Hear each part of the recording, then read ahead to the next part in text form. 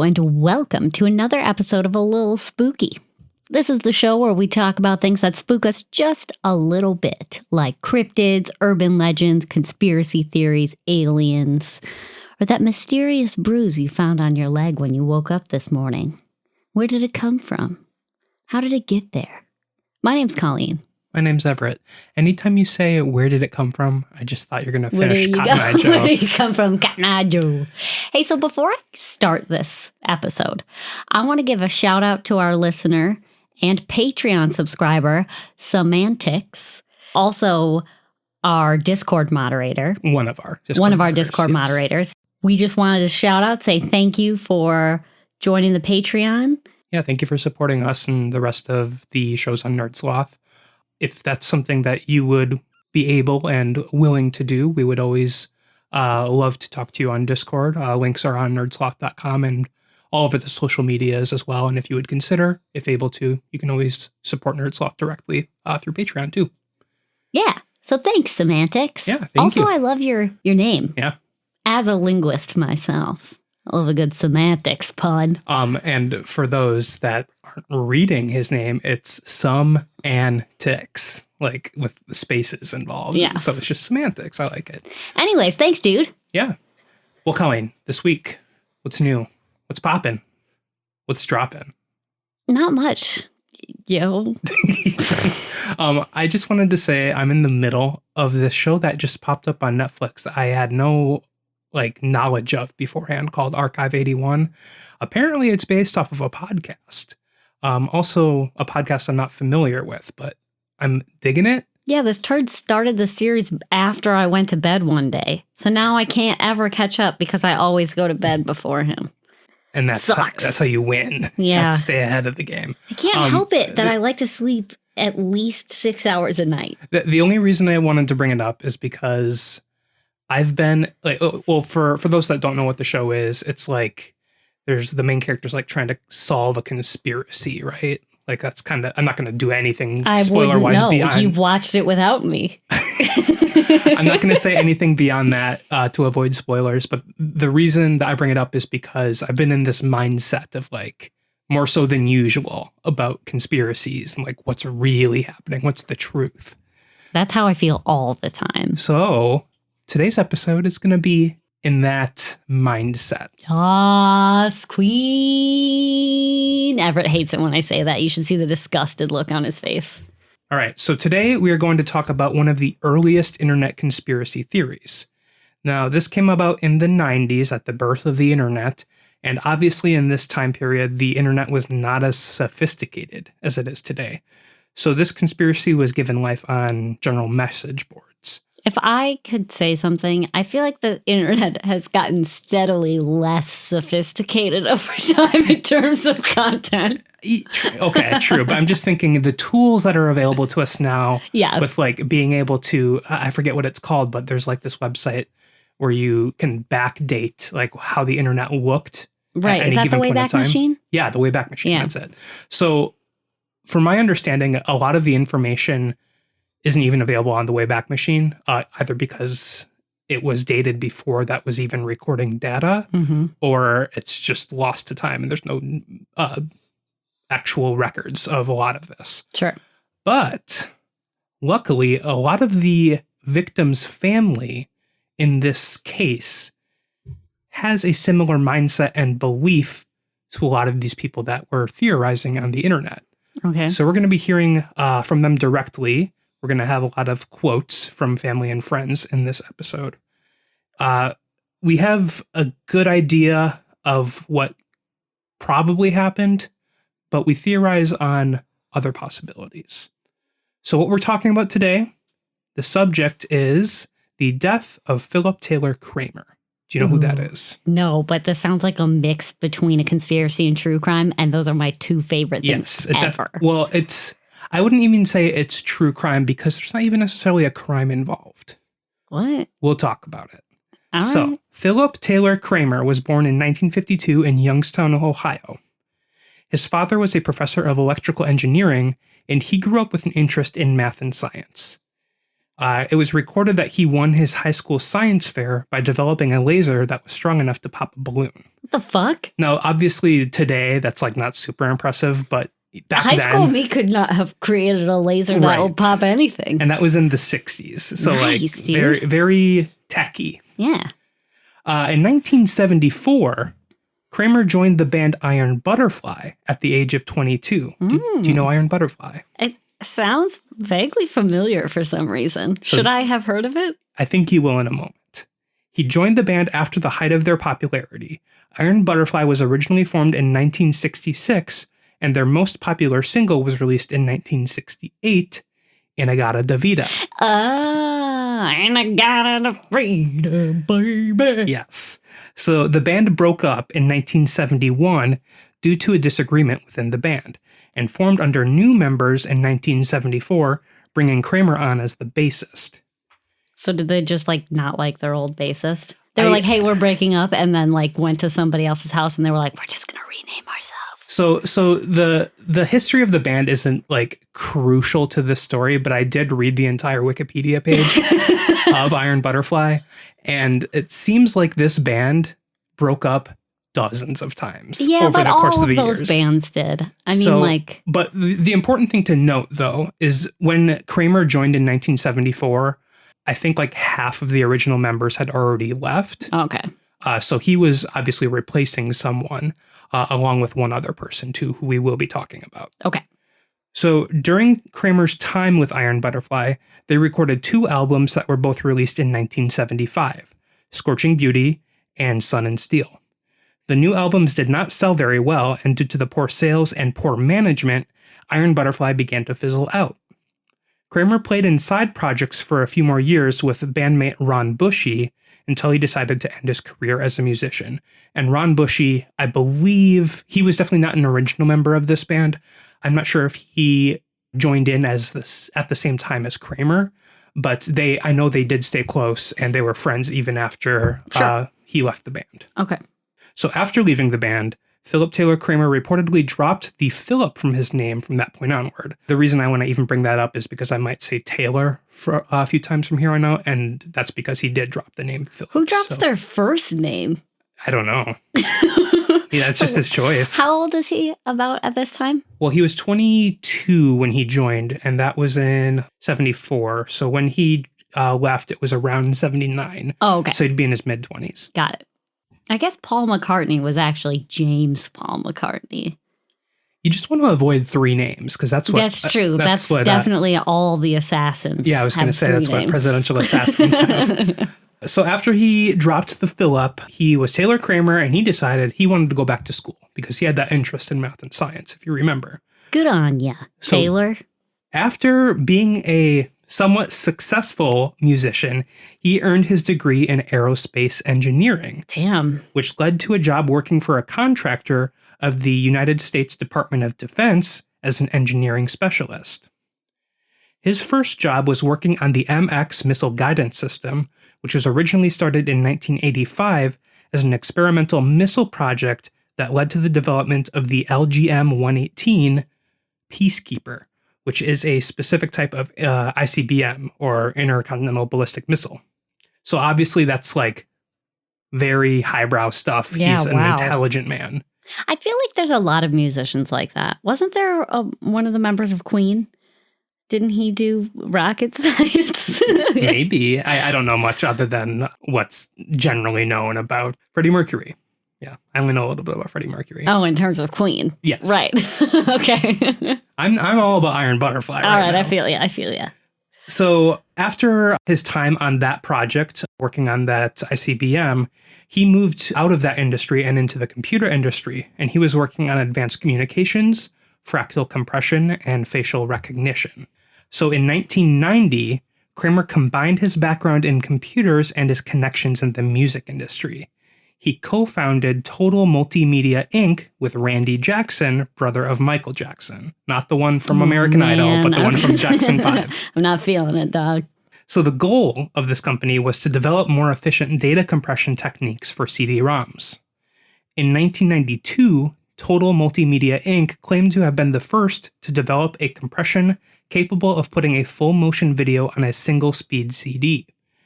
However, in 1994, the company was forced to declare bankruptcy and restructure. Kramer stayed in the company but was reported by his family and friends to have taken a blow mentally and emotionally. I suppose. Starting your own business and having it crash like that. And not only starting your own business and having it crash, but also developing revolutionary inventions, really. Revolutionary technology, and nobody has heard of your name. Right. And I mean, he was also in a band, too, that was fairly popular. Yeah. I mean, he kind of joined after their height of popularity, but even so, he's like doing big things. Yeah, if anybody's name deserves to be remembered, it's the man who was both an Iron Butterfly and revolutionized CD-ROM technology. And worked on ICBMs, too. True. So, on February 12th of 1995, Kramer was scheduled to pick up a business associate and his wife at LAX, the airport in Los Angeles. Mm-hmm. After Kramer was to pick up the couple, he planned to take them back to his home for a relaxing evening. But according to the LA Times, on his way back to the airport, Kramer called home to make his wife aware that plans had changed, but that he would be back with a big surprise. He then called his old friend and bandmate, Iron Butterfly drummer Ron Bushy. And according to Bushy in an interview, Kramer had said, "Bush, it's Taylor. I love you more than life itself." Then he hung up. What? After that, another call was made to his wife again, telling her, "Whatever happens, I'll always be with you." What? Reports from his family say that Kramer had been working around the clock and hadn't slept for close to 2 weeks leading up to that day. So they weren't sure if he was fully mentally there at this point in time. Yeah. Can you survive 2 solid weeks without sleep? Well, I mean, I'm sure he got some sleep, but it was around the clock working, really, with maybe naps, you know. How effective could your work be with 2 weeks of no sleep? Well, he made one more call this morning. Okay. At 11:59 a.m., Kramer made a 911 call. And this is a quote from that call. "This is Philip Taylor Kramer. I am going to kill myself. And I want everyone to know O.J. Simpson is innocent. They did it." What? What? Like, what is happening? Yes. So now that last statement is supposedly in reference to video evidence Kramer had recently been hired to authenticate for the FBI and the DEA for the O.J. murder trial. This was the last time anybody heard from him on that 911 call. Okay, so it starts that he's just picking up friends. He's got future plans, right? He's picking up friends. They're going to have a relaxing day. He calls his wife and says, "JK, change of plans, but I'm coming home soon with a big surprise." Yes. And then all of a sudden, I'm killing myself and OJ's innocent. Yes. What is that? Oh, we don't know. Well, it was obviously a spur of the moment decision. Otherwise, he wouldn't have agreed to pick up friends from the airport. Yes, definitely. So we're going to talk about the police investigation now. Okay. The police could not find Kramer or his vehicle. For more than 4 years, it was as if Kramer had simply disappeared. And this quote is from former LA police officer Chuck Carter during the time of the investigation. "Something happened during that time, either in his head or at the terminal, that made him turn away. And I'll tell you, I haven't a clue. The guy didn't have an enemy. The guy was a dedicated family man. I checked him out.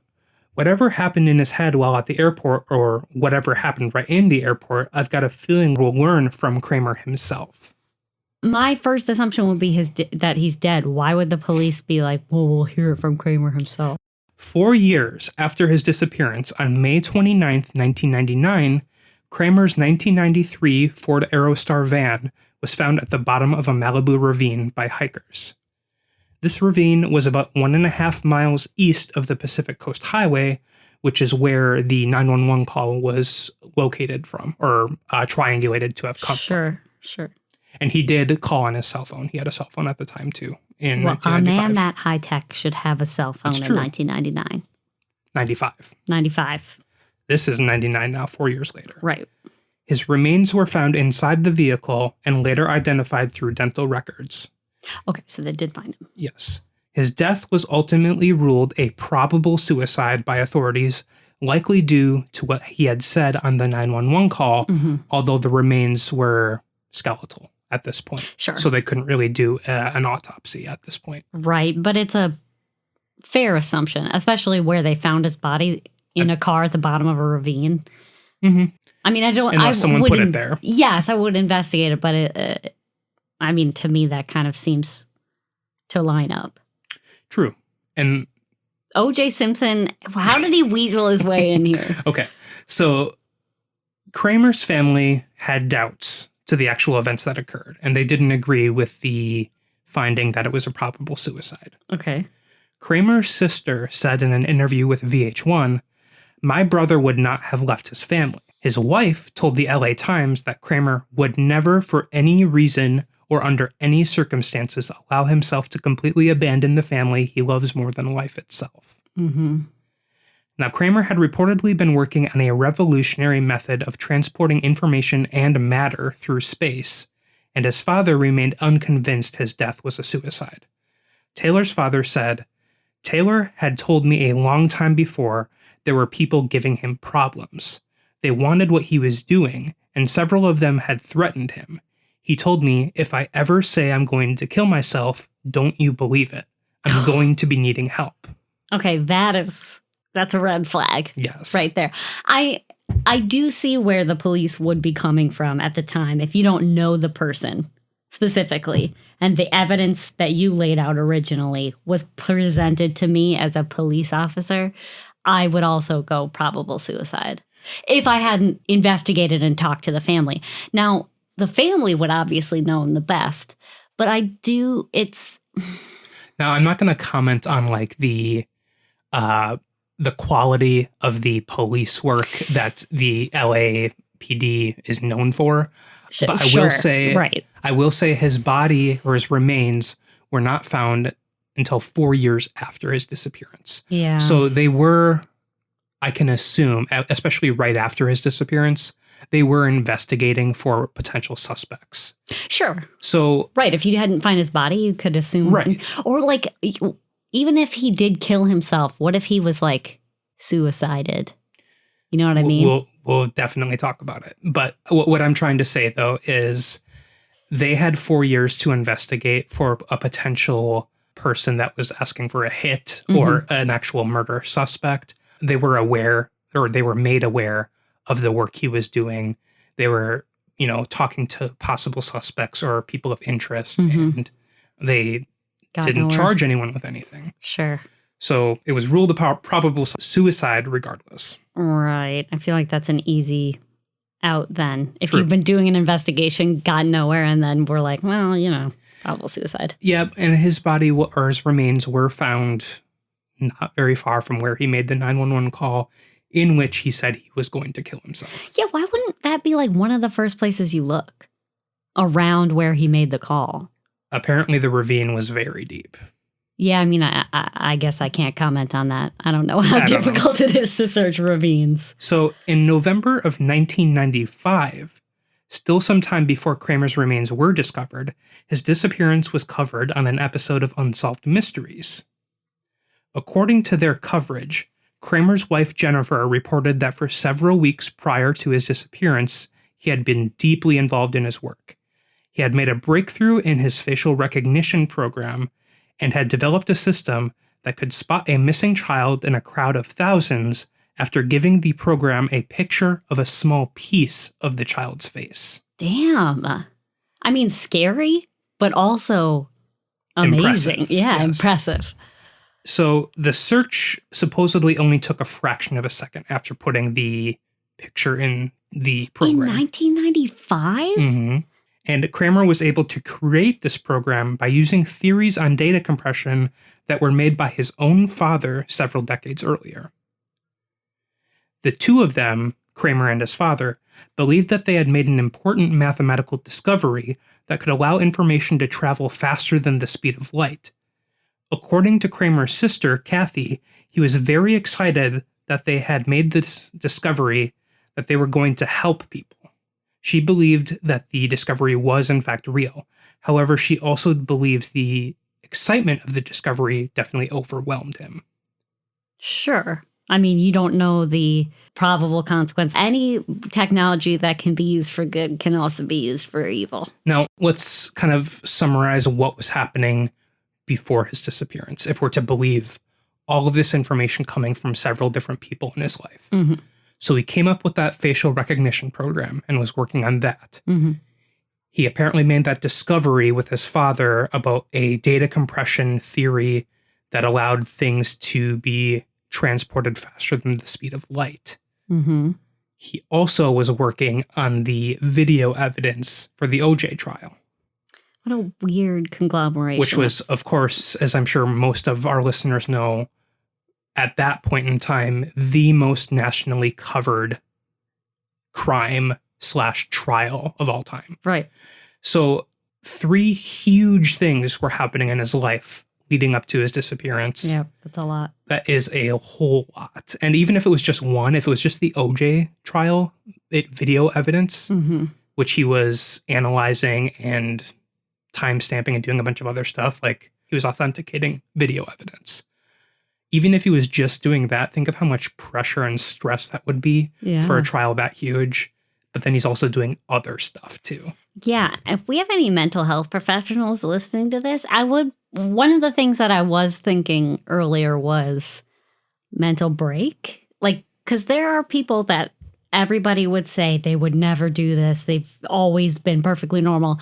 And then, stuff starts piling up.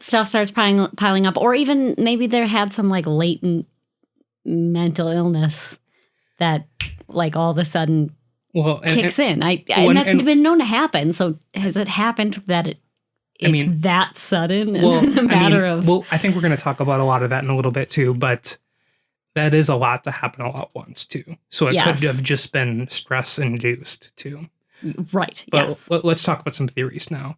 But before we do that, up top, I do want to make it clear that we are not talking ill of Kramer, the victim, or his friends or family.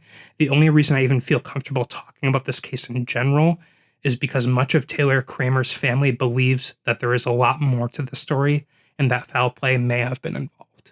Okay. So first theory that I have, and we can talk about any ideas you have too, but the first theory is Kramer actually did commit suicide due to the stress of his work, monetary situation, a possible unknown mental health issue, and a variety of other causes that he may have felt piling on him. Mm-hmm. So maybe something did happen at the airport that acted as a catalyst to that, thought process he was having. Yeah. Occam's razor states that the simplest explanation may be the best one, and that could definitely be the case here.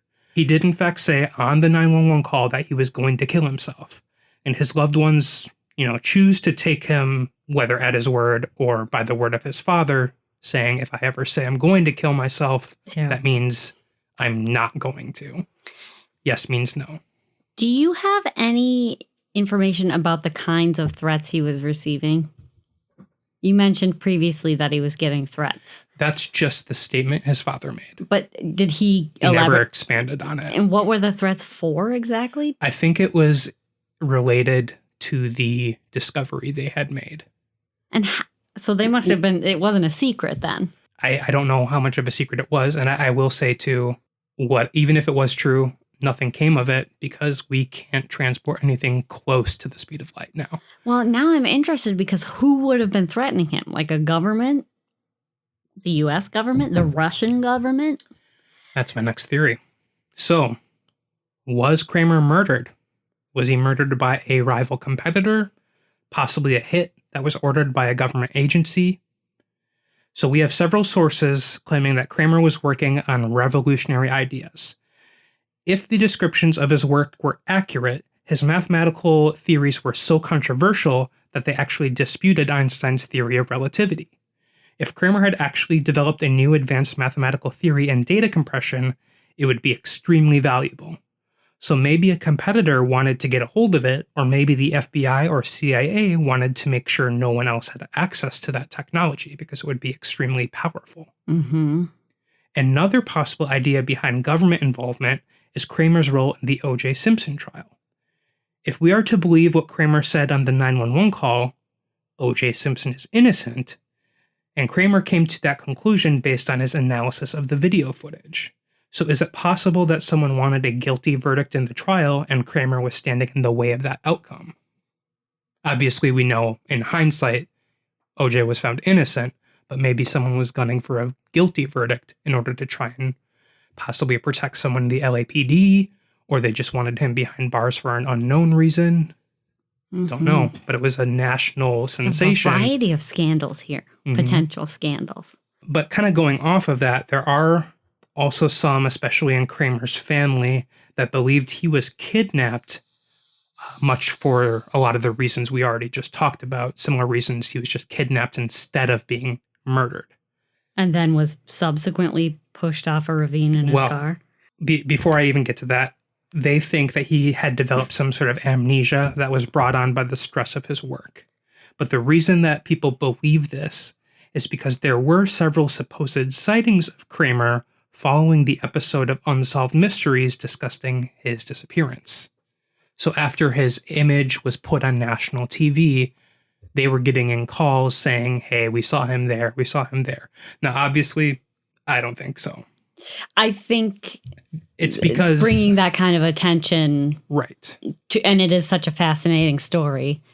I think that's the same with like any murder case where there's a sketch of the person. Call us if you think you've seen them. I mean, you could see people love putting themselves in cases like this. Yeah, and that's what I was going for. Right. And what I think what fascinates me most about shows like Unsolved Mysteries is they'll do reenactments of things that happen.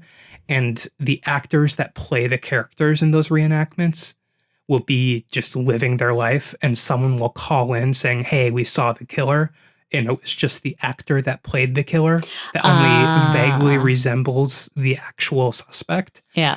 So I'm just thinking so many people call in. Yeah. There were a couple famous sightings, but I didn't even put it in this episode because his remains were found and they were verified and validated through dental records. So in my mind, that was his body in his car.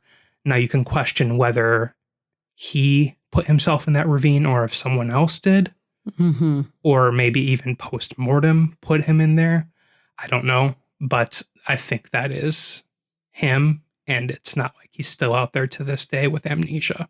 Okay, I have a few thoughts. The point I was just trying to get at, though, quick, was since his body remains were verified through dental records, anyone claiming that it was faked, like, that would mean whoever was conducting not only the investigation, but the hikers that found the van and everything had to have somehow been in on it and manipulated or faked actual autopsy, or I guess it wouldn't be autopsy, but like mortuary paperwork or whatever. So I just don't think that is likely. That's what my point was. Now, if this was a government conspiracy, that would not be entirely out of the question to get a cover-up of that extent. Even if something like that were possible, what would the point be in putting someone else's remains in his own car and keeping him alive elsewhere? I mean, why put anyone in witness protection? I mean, like, not saying he was maybe he witnessed whoever killed OJ. Whoever killed. I guess that's possible. Yes.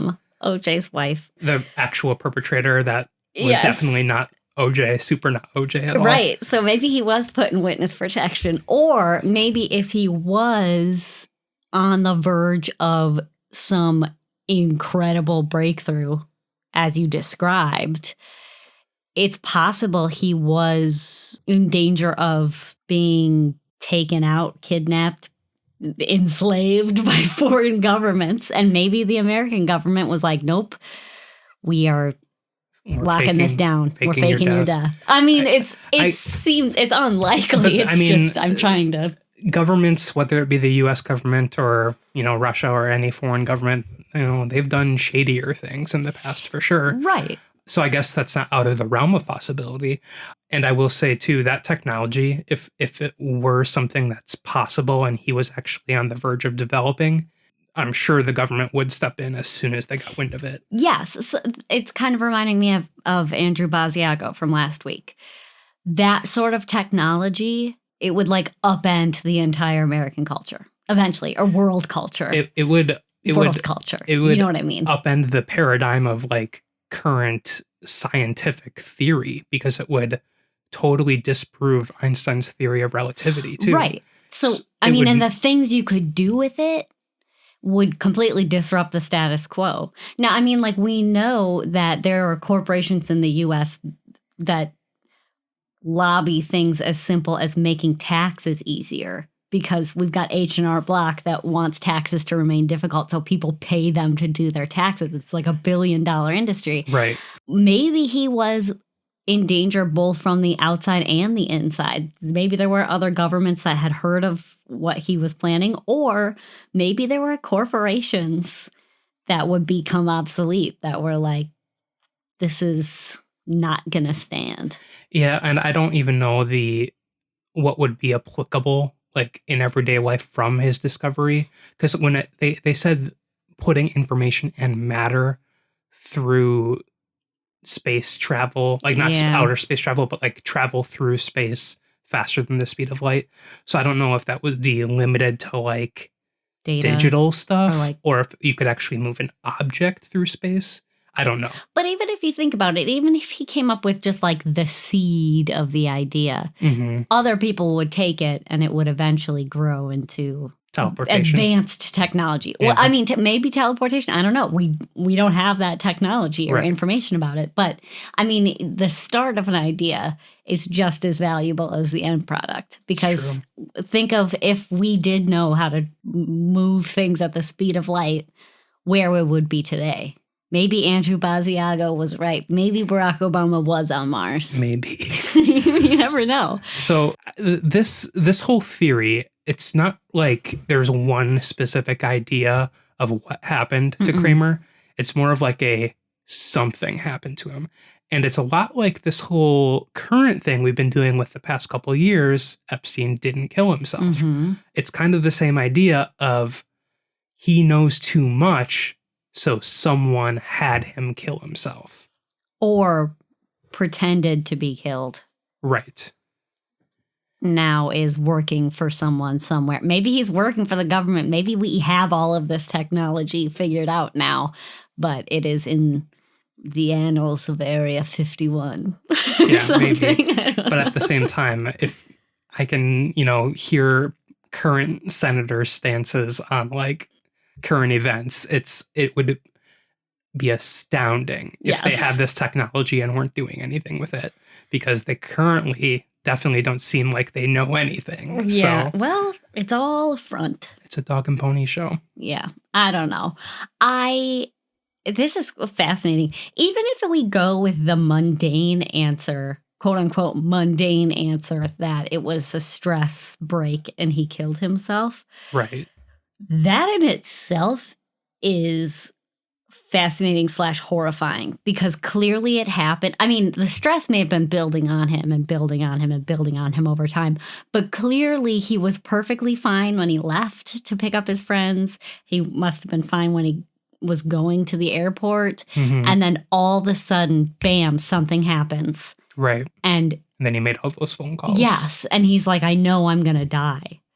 Which is why I love the idea of like fake his own death, because it's like he knows he's going to have to die. He wants to say these last few things to people before he disappears. And Possible. It all happened in like an instant. Not an instant, but he's like lining up his affairs because he knew something was going to happen, whether he was going to kill himself or he was going to be disappeared. I just don't... Going off what you said, though, it is interesting the calls he did decide to make. So the first call he made to his wife, and it was kind of like hey, plans change, I'll be back soon with a surprise. Yes. So that seems like a kind of, maybe a way to give himself some time to figure stuff out. But then he calls his best friend and former bandmate, who he kept in touch with and, stayed close with throughout decades. Well, hasn't been quite decades, but like 20 years. A long time. And then he says, I love you, more than anything.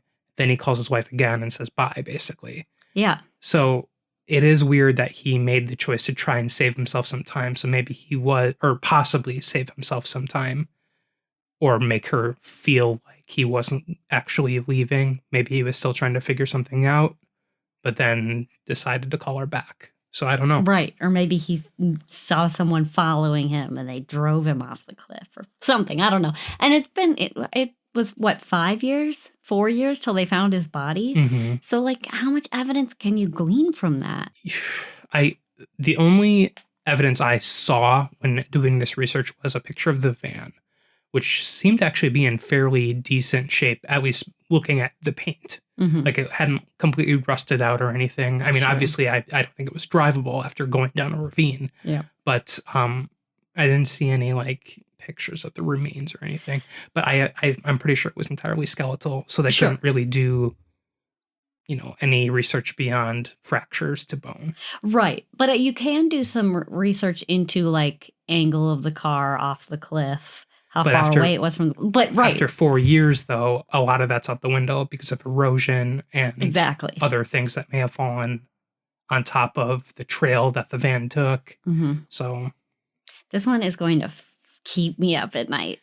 It's weird. It's scary stuff because we'll never know. This is something we will never get the answer to. I'm going to say the easiest explanation is usually the correct one, but the more interesting explanation of like government conspiracy is also not completely out there, just based on like things we know about past government conspiracies. Right. I mean, it sounds like a bad spy movie, but what are those based off anyways? I don't think I think it's just as believable to say that what he was saying on the 911 call was true and he did decide to commit suicide. Mm-hmm. That isn't, of course, entirely sad. And I don't know. But I just think it's more or just as likely that he could have been working on revolutionary tech and someone wanted to manipulate him into getting something out of it, whether it be corporation, government, maybe even a friend. I don't know. And when he disagreed with that, they wanted to take it. Yeah. Or at least make him not able to bring it about to the world. I can see it going both ways. You know what? If we have any mental health professionals that can weigh in on the potential mental breaks option, or if we have any people who have experience in witness protection, please feel free to let me know how you can disappear people like that. But the thing is, though, we can only the only evidence we have is the word of his family and friends shortly before his disappearance. So, well, those are the people that I would trust the most, unless they were in on the hiding of him. Possibly. I don't know. Anything's possible. But I'm just thinking, we have to take them at their word. The only actual recording that exists of these phone calls was the 911 call. So the other calls made to his wife twice and his friend Ron Bushy, they're paraphrasing.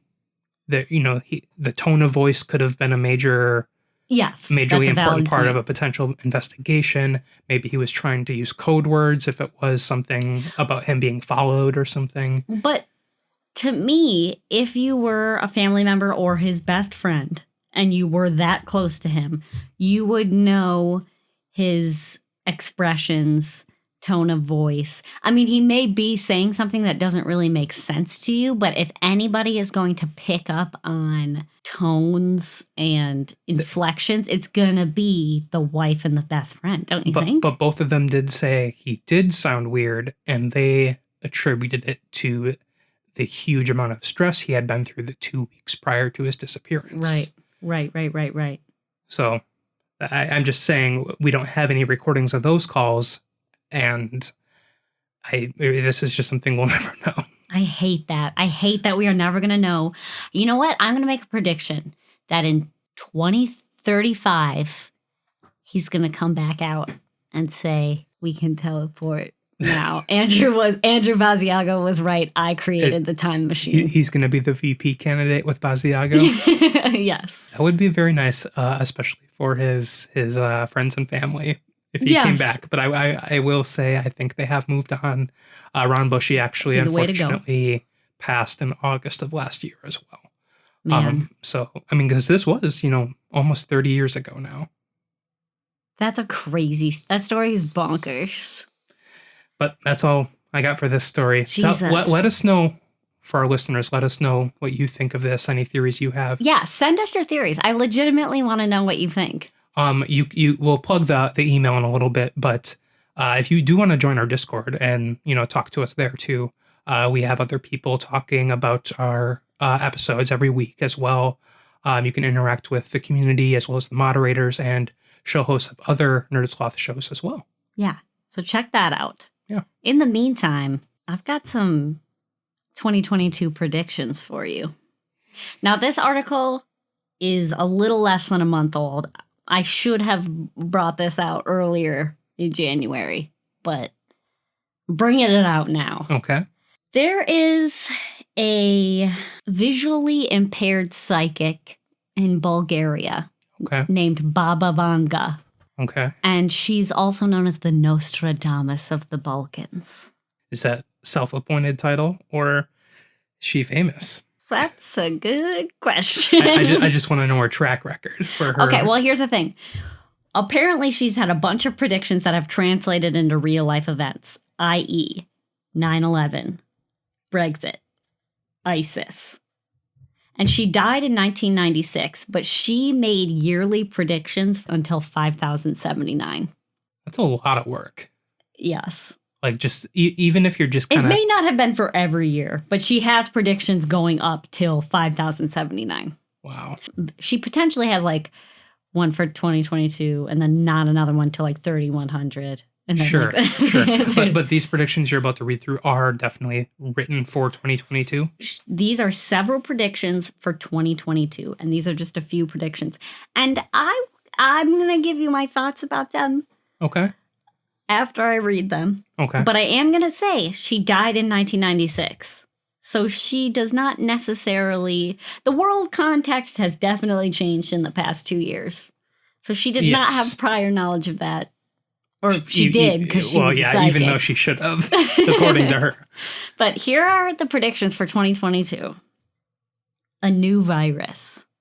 Now, we're already in the middle of the coronavirus pandemic. Maybe it means a new variant that's deadlier than the previous. Well, she says that there will be another lethal virus discovered by a team of researchers in Siberia, and as of right now, it's frozen.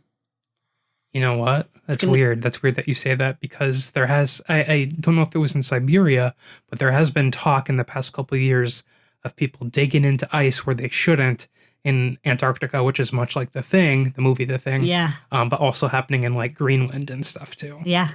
Like thawing out bacteria that shouldn't be thawed. Right. Well, her next claim, water crisis. Many cities all across the world will be hit by a scarcity of drinking water and an increase of pollution in the rivers. That's like just a generally good prediction for the future. But that was made before she died in 1996, and the water crisis was not on the top of people's minds 30 years ago. But it is something that is definitely an issue now. I mean, water is now a publicly traded commodity. Mm-hmm. It's insane. She predicted that there would be a large tsunami in 2022. Mm-hmm. Several Asian and Australian countries will be hit by massive floods, leading to hundreds of deaths. Now, there was just a large... Was it a volcano that caused a tsunami? Yep, volcanic eruption under the sea. And it's pretty much just devastated Tonga, right? Yep. I don't know if the claim that how many did she say would die? Hundreds of deaths. I don't have. Yeah, I haven't looked enough into the recent tsunami, but I don't know if there were quite that many casualties. I don't know. So I'm just saying. I'm unsure as well. Possibly inaccurate. Interesting that she saw the tsunami. Maybe that's only the first of many. Another global tsunami. Warming. In 2022, India will be hit by several locust attacks that will destroy crops, agricultural plots, and lead to famine. She also says there will be a sharp rise in temperature as high as 50 degrees Celsius, which there's a lot of degrees. I don't know what that translates to in Fahrenheit because I'm an idiot, but... I mean, I guess it depends on the relative, what it is to what it becomes. Right. But 50 degrees Celsius, that's from... freezing to moderate temperatures. Warm. That's warm temperatures. Right. Yeah, that would be a deadly thing if that were true. Okay, wait. Now I'm going to get on to the last and coolest one. Guess what it is? Bears? No. Who are you talking to? Boar attacks? No. Baba Vanga predicted that an asteroid known by the name of Oumuamua, Oumuamua, Oumuamua, it will be sent by aliens to look for life on Earth. Okay, now, apparently it passed through Earth back in 2017, and there have been bits of evidence that suggest that Oumuamua has come from outside of our planetary system. When it was first spotted, so it is real. When it was first spotted, Harvard researchers posited that the object was, in fact, an alien spaceship. I kind of remember that. That was back in 2017, you said, right? Mm-hmm. I kind of remember seeing headlines along those lines. Well, apparently it's coming back this year. According to Baba Baba Vanga. Goosh or Baba Gat. All I can think of is Inagata Davida. Let's see. Another important prediction, 2022 will be the year of virtual reality, and people will spend more time on screen. I mean, that's just if you're looking at the way technologies... No, you're putting it off too much.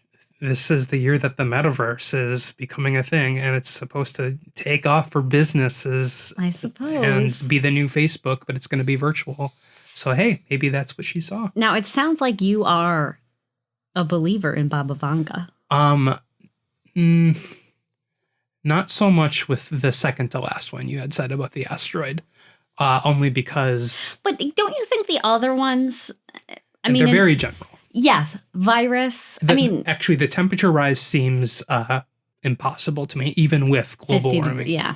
But things like virus, tsunami, like water crisis, drought and famine. Yes, to me, those are like... They happen at some point every decade in some area of the world, really. Yes, but it is interesting the way you have validated each of her claims, pretty much. I was just trying to make you feel better, really. Now, here is some evidence to support Baba Vanga and her validity. Baba Vanga predicted the 9/11 attacks by saying, "Horror, horror. The American brethren will fall after being attacked by steel birds. The wolves will be howling in a bush, and innocent blood will be gushing." She also reportedly foretold that Europe would be invaded by Muslim extremists in the year 2016, and that the conflict would begin with the Arab Spring in 2010.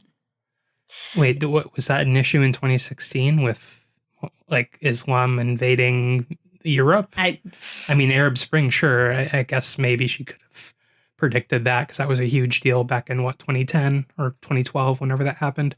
But I don't remember anything big happening in 2016. This article comes from WION News. World is One News. All right.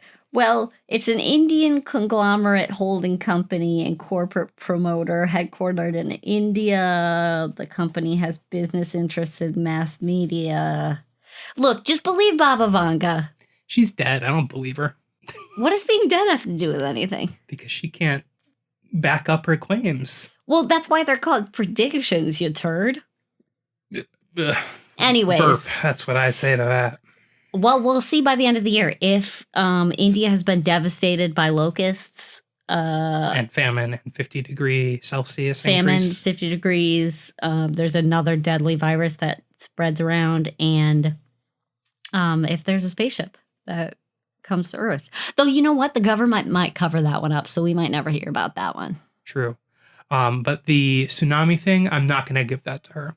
Why? Because I don't think hundreds died. And she specified that. Maybe she was just talking about a tsunami and then just made the assumption that hundreds of people will die because it's a tsunami. You can't make assumptions when you're making predictions. Ugh, Jesus. Have a little faith in the Baba Vanga. If you, the listener, have any stories you would like to send us, send it our way. And it doesn't have to be news stories, too. If you have personal stories you would like us to talk about on the podcast. Love reading spooky stories. Yeah. You can send it to Twitter, Instagram, or Facebook, or at NerdSloth HQ. And you can also join our Discord and send us stories there as well. Or you can email us at podcasts at NerdSloth.com. That's podcast with an S at the end, folks. Podcasts at NerdSloth.com. Yes.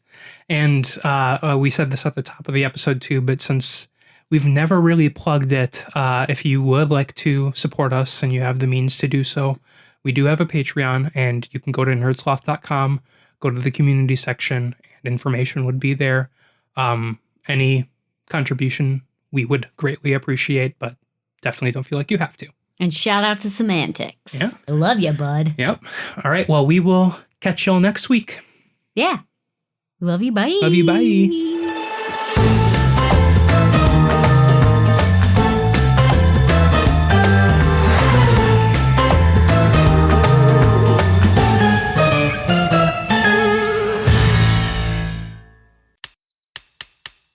Presented by NerdSloth, a place for lazy nerds. If you like what you heard, consider donating at patreon.com/NerdSloth so we can continue bringing you quality shows. Be sure to also leave us a review and share your favorite episodes and clips on social media. If you're looking for more content, visit us at nerdsloth.com.